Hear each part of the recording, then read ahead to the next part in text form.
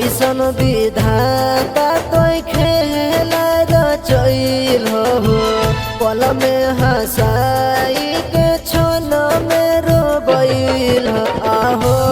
बाबा कैसे के जैब तोर दुआरे कि पगली छोड़ी चल न गेलै ससुरारे कैसन विधाता तोय खेला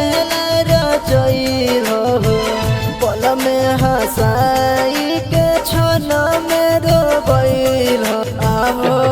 बाबा कैसे के जैब तोर दुआरे कि पगली छोरी चल न गेलै ससुरारे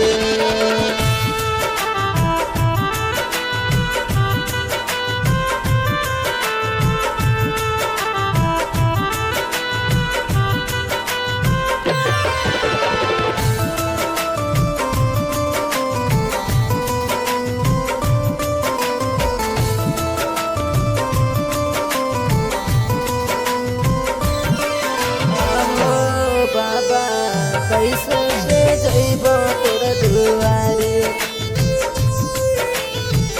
कैसे के जैब तोर दुआरे कबो नहीं सुख है बाबा अखिया के लोर हो रतिया से काने काने हो जाए भोर हो हे हो कबो नहीं सुख है बाबा अखियाँ के लोर हो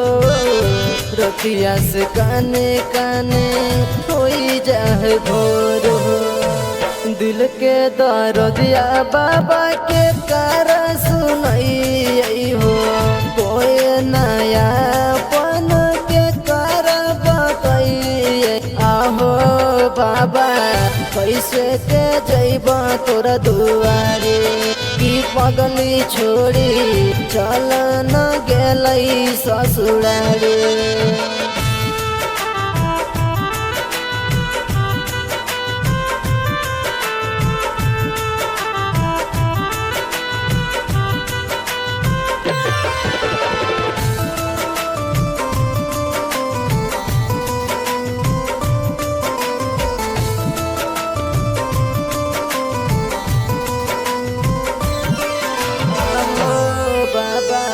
कैसे के जैब तोर दुआरे